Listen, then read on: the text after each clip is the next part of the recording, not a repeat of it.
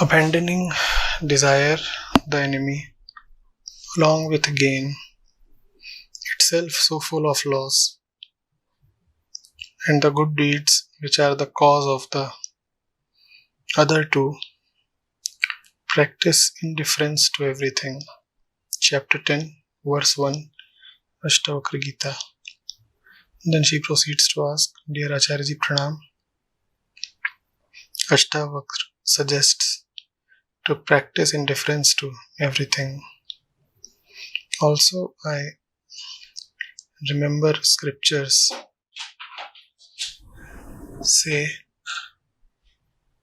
when there is conflict, remain indifferent and be indifferent to people who indulge in bad deeds.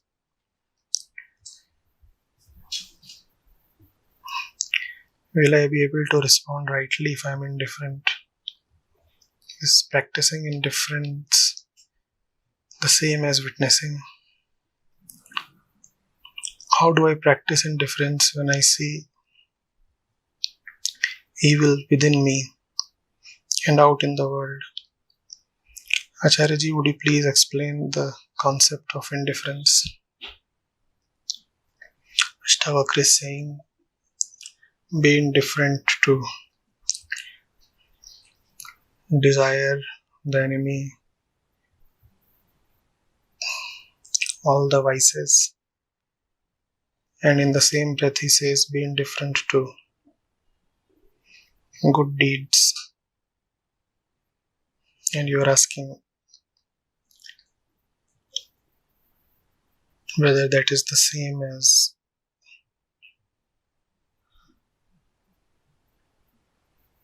the stuff that you claim to have read in other scriptures.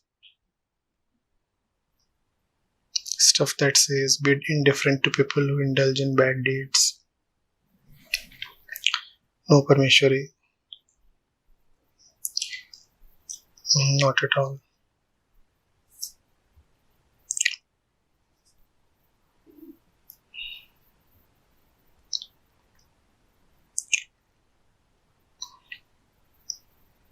The mind is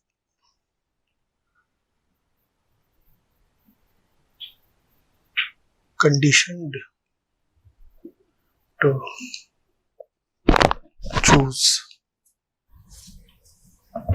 and choose not wrongly.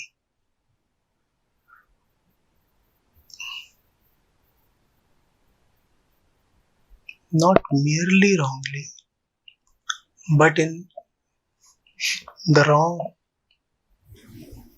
domain.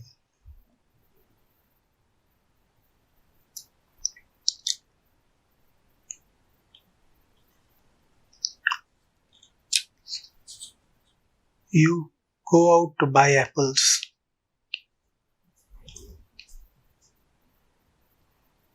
And then you engage yourself in choosing the best orange. Not that you are not making a choice. Not that your choice is flawed. It's just that the very domain of the choice, the very scope of the choice is invalid.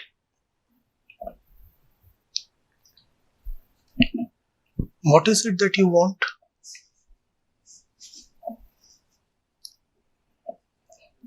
An apple. And what are you busy with? Oranges. And you want to make the best choice amongst the oranges. And using your intellect, you may in fact succeed in choosing the best orange for yourself. But that won't help.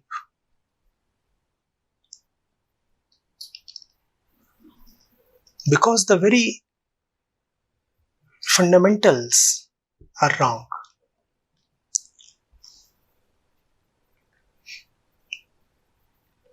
You may feel puffed up on having chosen and obtained the best orange. But then oranges are not what you need.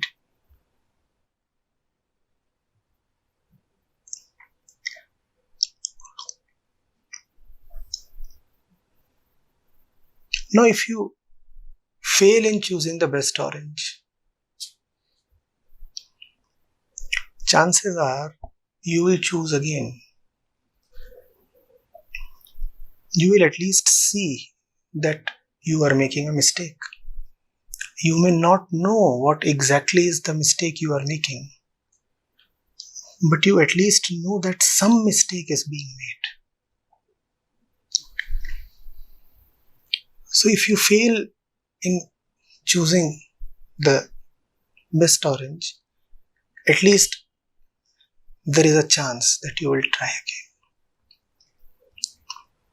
But if you succeed in choosing the best orange, then you are victorious.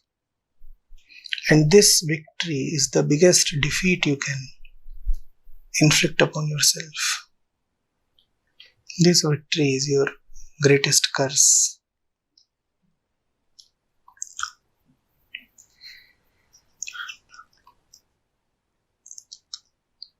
Man keeps choosing between good and bad, Parmeshwari.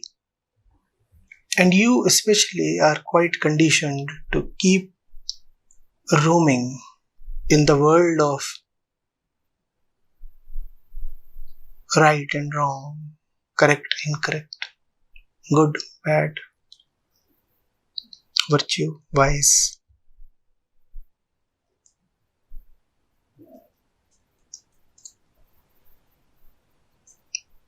Bhagwan, Shaitan. Man keeps wandering in this world, and in this world there are always two poles. On the good pole sits Bhagwan, on the bad pole sits Shaitan. And man considers it a great achievement to have travelled to the right pole, the good pole.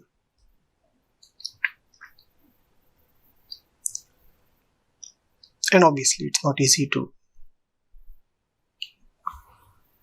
move to the pole of virtue. It takes a lot. And man keeps himself engaged there. Those who live in goodness look down upon those who live in vices and evil, immoral lives.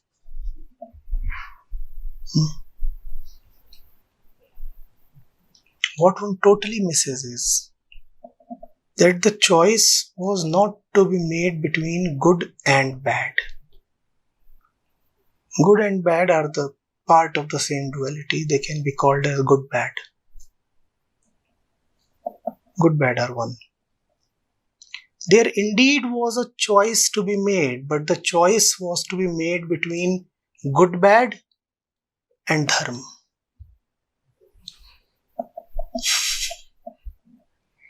The choice was to be made between good, bad and Dharma. So, I have a sore throat, Parmeshwari. So now here it is, and this is something that I really need. Here it is. And Parmeshwari, here are these two.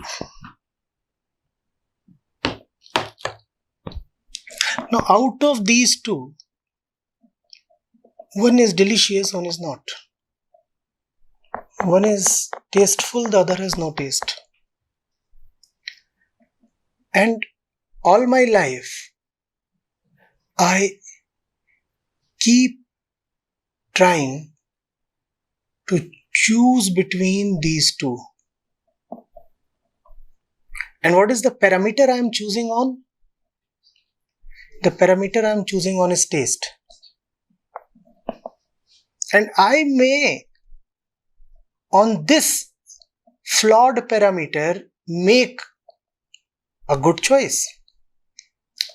The parameter is taste. And on the parameter of taste, I choose juice over water.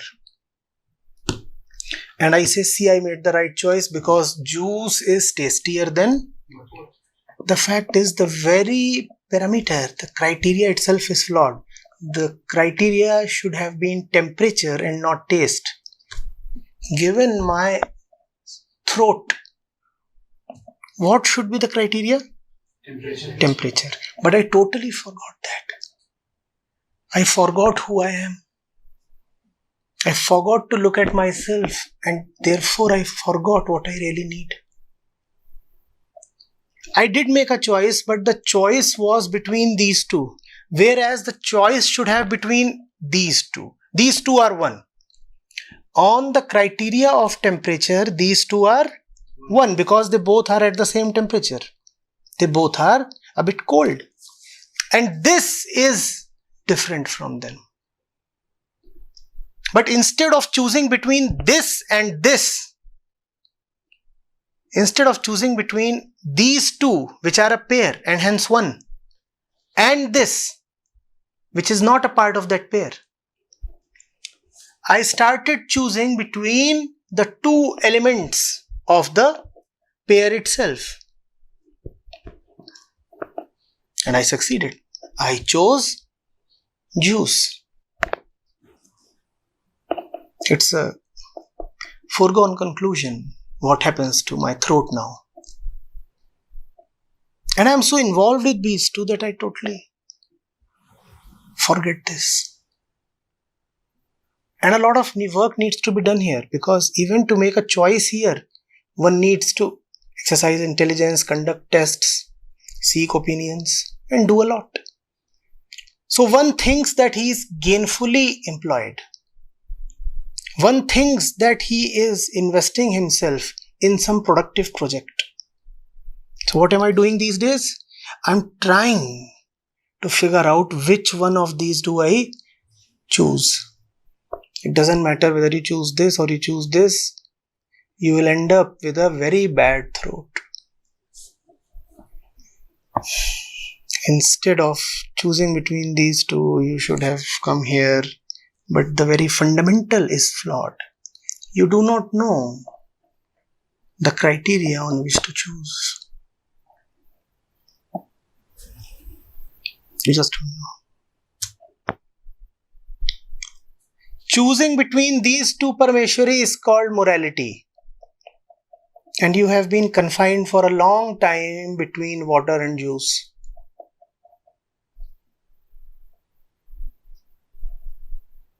Rejecting water and juice and choosing tea is called spirituality.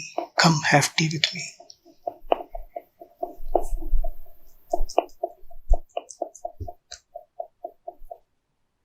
With a sore throat, if you are busy choosing between water and juice, this is called morality. A choice is being made, a decision is being made. But that decision won't help.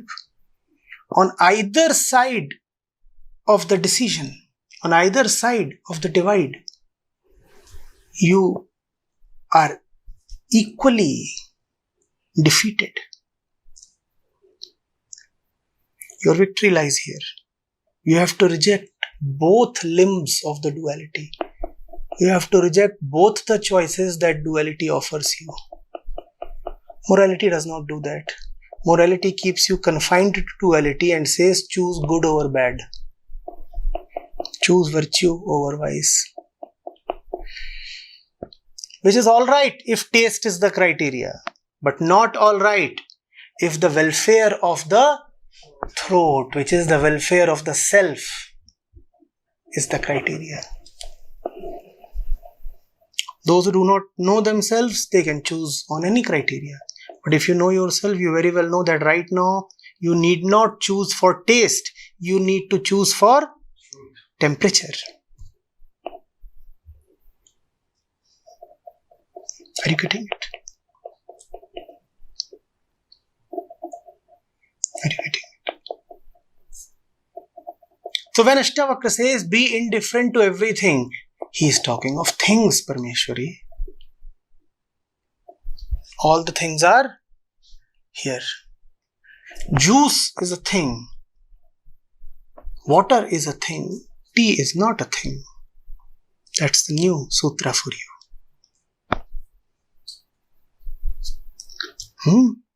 Write it down carefully. Juice is a thing. Water is a thing. Tea is not a thing. So when you have to be indifferent to everything, what is it that you can reject? Juice and water. Reject both of them, for both of them are just things.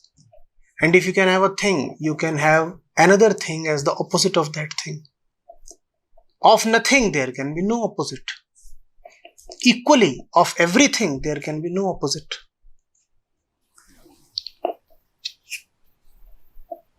Yes, Parmeshwari? So when it is said, reject everything, that means reject the world of duality and select Dharma. In strong indifferent is a strong decision, a strong choice. In deep negation is great devotion and affirmation. When you are deeply negating water and juice, you are strongly affirming tea. But tea is not a thing. So the wise ones have preferred to not to talk of tea because only things can be talked of and tea is not a thing. So they don't tell you what to go with, what to choose. They resist that. They avoid telling you what to choose. But they strongly tell you what to reject. So they tell you, as Ashtavakra does, reject, reject, reject. Be indifferent. But please see that when you are rejecting, then you are selecting the pure consciousness, the awareness that rejects. Aren't you selecting it? After all, who is rejecting? There is somebody who is rejecting, right? And by rejecting strongly, you are selecting the one who is rejecting, aren't you? Had you not had faith in the one who rejects, could you have proceeded to decisively reject? So only the one who has faith in the rejecting entity can reject with composure and totality. Others will reject in a very lukewarm way. Their rejection will be 50-50. For 3 months there was rejection. Now there is selection again.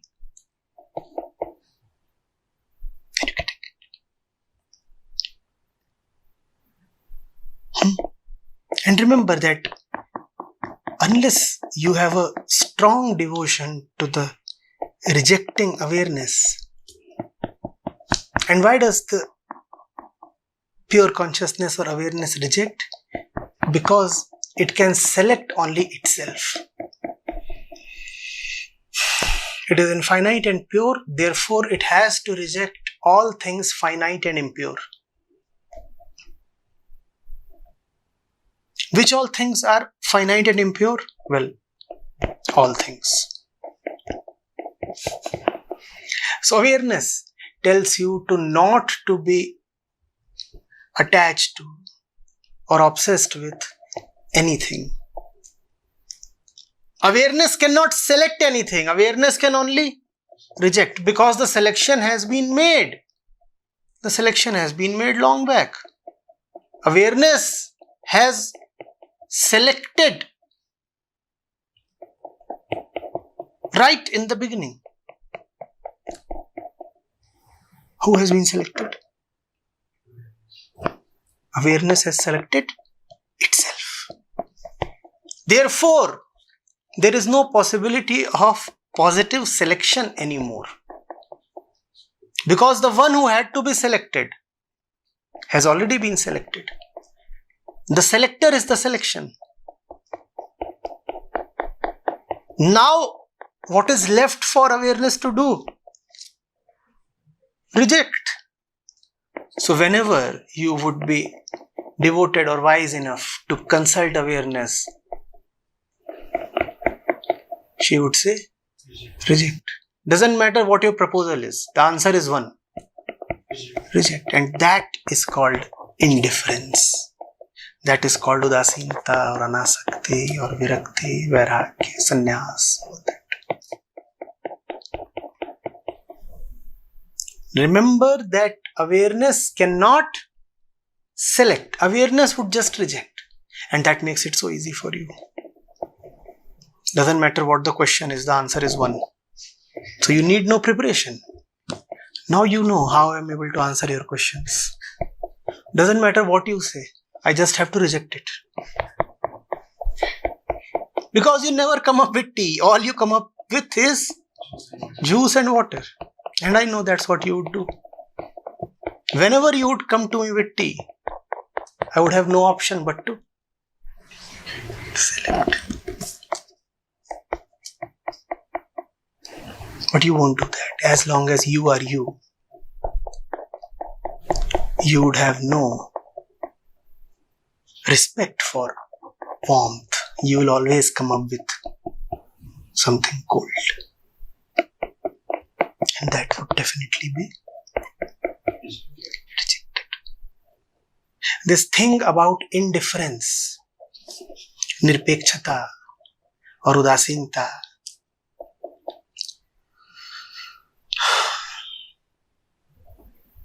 has been the bane of all spiritual seeking. People have just not understood what it means. You can be indifferent only to the little. You cannot be indifferent to the immensity that you yourself are.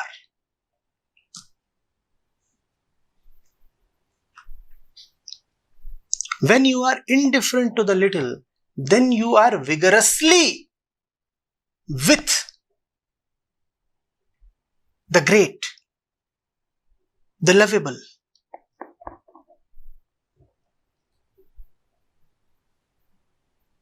In the name of indifference, do not start ignoring Dharma.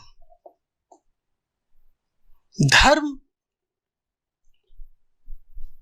involves strong affirmative action as well. In Dharma, both the possibilities are there.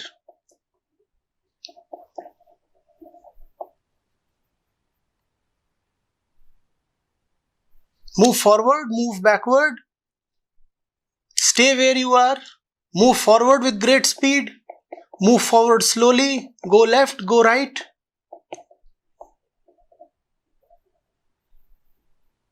Fly, dive.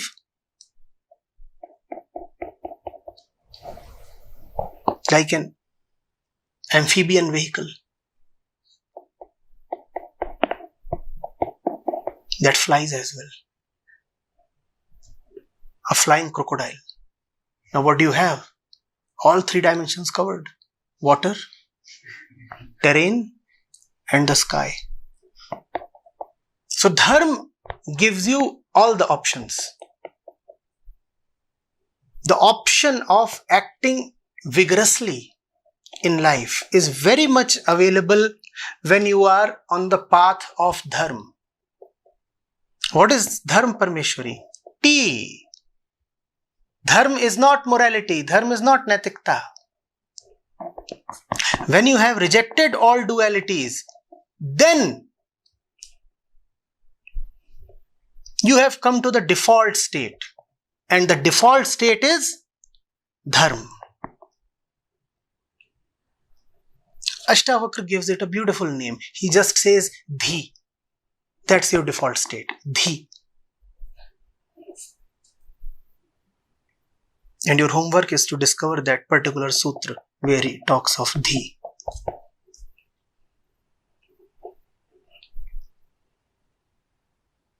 I hope it's not getting complicated for you. I try to keep it as simple as possible. So you reject the world of morality, and the world of morality is this. It is now rejected. The world of duality, the world of good versus bad, that is rejected. And when it is rejected, then by implication you have selected the world of dharma. And this is dharma, a great attraction towards the truth. Devotion towards only the truth, that is dharma. Now this has been selected. And selecting this means selecting the world of great possibilities. How is selecting this the same as selecting infinite possibilities? We said dharma is devotion to truth. So when you select this, actually you are selecting slavery. Now you are a slave to the truth, right? Let's promote the slave a little. Let's now designate him the driver of truth's car. Now, does this driver have a personal destination to go to? What is the driver going to do? So, truth says go left. The driver? Truth says drive slowly. The driver? Truth says accelerate. The driver? Truth says fly. It's an amphibian vehicle, you must have. Truth says take off. The driver? Truth says dive. The driver? All the possibilities are open. Because the slave has no compunctions. For the slave, nothing is prohibited except disobedience to the master. That is the only thing prohibited to a slave. All else can be done and must be done. If the master says, keep driving straight, 60 miles per hour, the slave will keep driving at 60 miles per hour. So dharma cannot be about a particular conduct. Please see this. When you choose the world of duality, then you confine yourself to either this or that. Either this or that. In dharma, this, that, both are possible.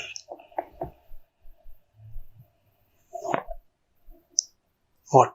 Only this and that are possible? No. Cat, bat, hat and rat are also possible. Nothing I said is impossible in dharma except disobedience to the master. Therefore, those who proceed on the way,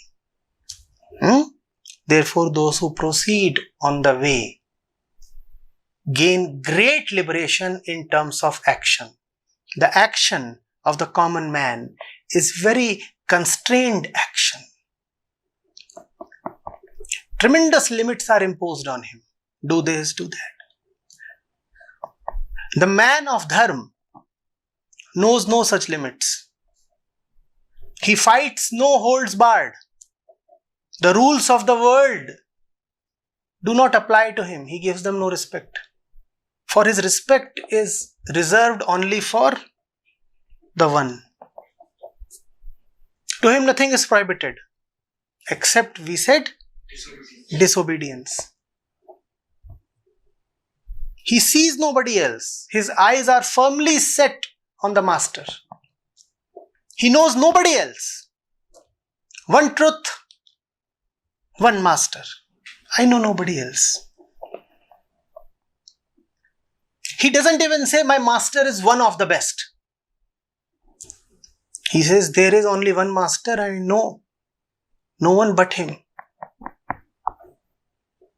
He will not put any qualifying or limiting conditions on the master, on the center of his movement, on his very heart and soul. He says only one is known. Who are all the others? They may have been greats. I do not deny that. But pardon me, I do not know them. I know only the one, and if that one tells me to do a somersault, here is the somersault. And lo, the vehicle has somersaulted. That a moral man cannot do.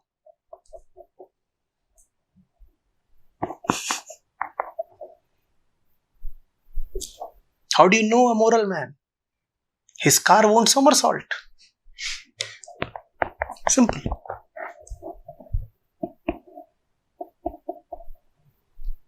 That's why on the way, the greatest of adventures welcome you, and equally, the greatest of tragedies await you.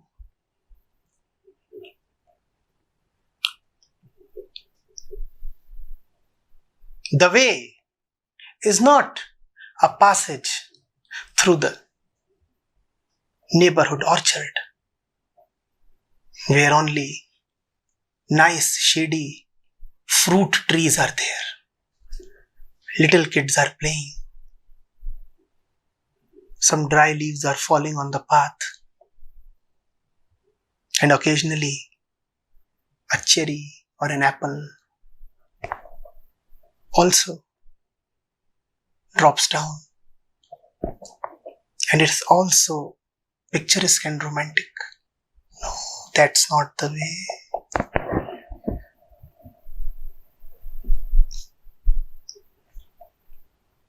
The way is a jungle in which there is no way.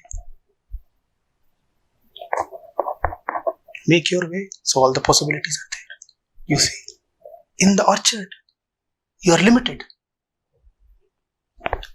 Because the path, the pavement has already been set and decided. In the jungle, all the possibilities are there. Run straight, climb up a tree, take a bath.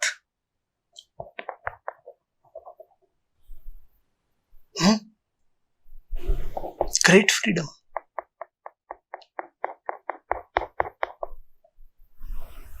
Are you getting it? Parmeshwari, the way of morality is very neat. It is the way of the householder who gets up every day at 5 a.m. and takes a bath. That's the way of morality. Get up at the right time, take a bath, and be called the ideal householder.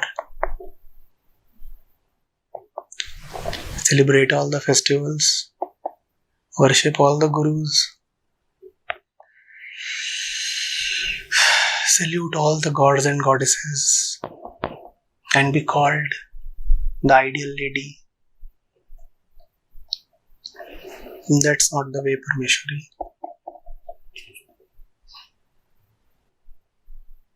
Is the opposite of that the way? Not even that either. Who said that you cannot get up at 5 a.m.? Who said that you cannot worship?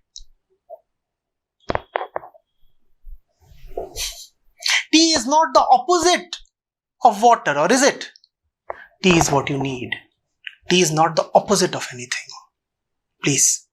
Tea is not defined by water. When you say tea is the opposite of water, what is the center of definition? Water. You have taken water and now you are saying, I want something opposite to it. No. Tea is not the opposite of water. When you are looking at tea, then you are looking at yourself. Your thirst, your need defines tea. Spirituality, therefore, is not the opposite of morality. Spirituality is when you transcend morality. Morality is when you look at mores, the norms, the morals. Spirituality is when you look at yourself. You get the difference. Morality is when you have been told of this and that, either by others or by your senses. Morality is when you are giving yourself gratiation. You are saying, I will do that which is acceptable to most people, and that will bring me security and pleasure and respect. Spirituality is when you are giving yourself peace. Are you getting it?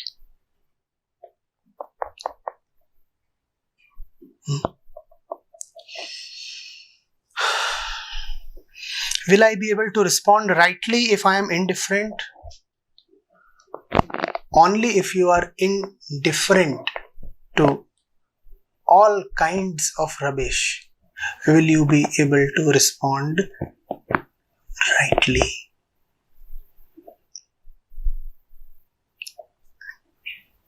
Tell me,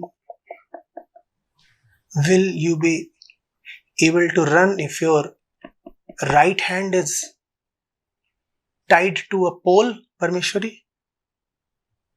Okay, let's do the opposite now. Now maybe you will be able to run. Let's tie your left hand to a pole. How fast are you running now? So morality is about tying your right hand to the pole. In morality, everything that you do is right. So morality is about not tying the wrong hand to the pole, but tying the right hand to the pole. Now tell me, how is the flight? How well, how smoothly and how high are you flying? Spirituality is about liberating yourself totally from the pole. The evil man has the wrong hand, the bad hand, and the left hand has been conventionally called as the bad hand. No? You can't do any good deeds with the left hand. With the left hand, you can't even shake hands. If kids start using their left hand, there are many mothers who would scold them. How are you eating using your left hand?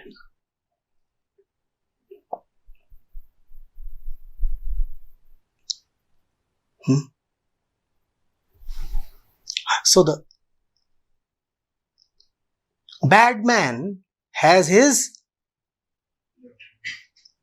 bad hand tied to the pole. The good man, the pious man, has the right hand, the good hand tied to the pole. What does Ashtavakra mean when he says be indifferent? He means be totally free of the pole. Neither the right hand nor the left hand should be attached to the pole.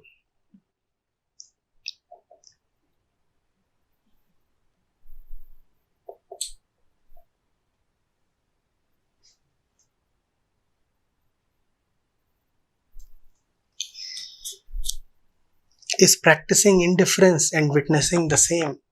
Forget about indifference and witnessing, Parmeshwari.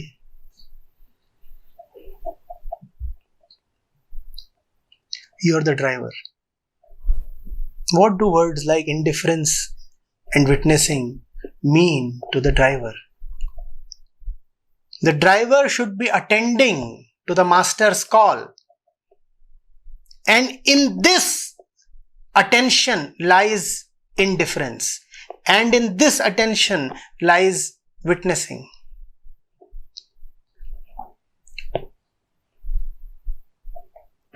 If the beloved is near to you, would you listen to the beloved or would you try to be indifferent to the world? Please, what comes first? So you are the driver. Just listen to the master. Don't try practicing indifference to the crowd around the car. Or would you rather do that? The master is with you, sitting next to you. And you are saying, I want to practice indifference to the world. Even if you want to practice indifference, who has become the center of your Concentration. If you say, I am trying to practice indifference to the world, who has become the center of your mind? The world. That is not Dharma, Parmeshwari.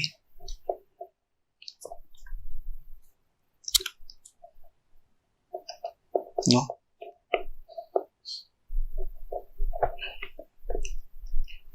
Follow the command. Do the right thing. There is a lot to be done. The car has to be driven. What do you mean by indifference? What do you mean by witnessing? Love is enough. When you love the truth, then you are obviously indifferent to the false. That is indifference. You cannot practice indifference. You can only love the truth. Indifference happens as a byproduct. You are not trying and practicing indifference. Indifference has just happened on its own. Why has indifference happened? Because you were attending exclusively to the master. And when you are attending exclusively to the master, how can anyone else come to your mind? That is indifference. Getting it? The same applies to witnessing. A lot of things are there by the wayside. There are men, women, trees, vehicles, hoardings. And the driver is just driving the car. Do all the happenings on the road mean anything to the driver? No. They don't mean anything to him. All that which holds a meaning is the command of the master. All else is to be seen, responded to, and ignored. There are 40 people carrying out a procession and they are raising slogans.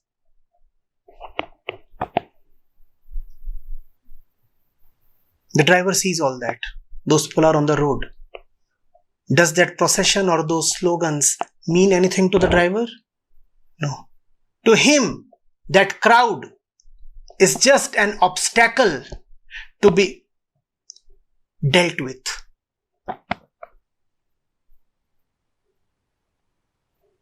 He weaves his way around the crowd. That's all that the crowd means to him. This is witnessing. I don't have anything to do with you. I'm a non-participant. Or would he stop the car and join the procession? Or would he stop the car and start beating up people for obstructing the road? No, he doesn't have anything to do with them. This is called witnessing. I am a non-participant because I am attending exclusively to my Lord. And he has told me to speed up. And I am rushing. There is a lot of work to be done. The one who is obeying the master would seldom be found lazing around. He is a busy bee. Lord is a tough taskmaster. He doesn't leave you free. Look at the lives of those who devoted themselves. They were extremely busy people. Look at a Sant Farid or Guru Nanak or Kabir Sahib. See how hard they worked through the span of their lives. Internally, they were always free. But their hands, body, the entire system was always occupied. Look at the life of Jesus. Look at the life of Krishna. Look at the life of Prophet Muhammad. Do you find them just relaxing on a beach? By the way, none of them visited Goa or any such place.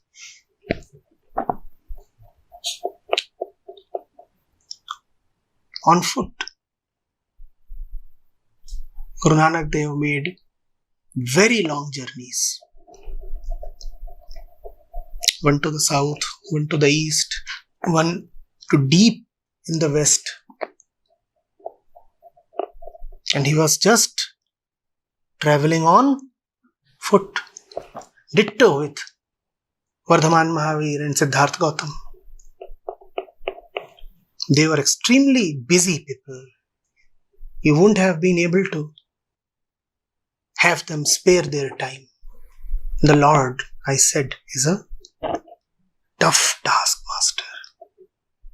So get this notion out of your head that indifference means that now you have nothing to do in this world. Indifference to the world means that now you are an activist, now you are a missionary.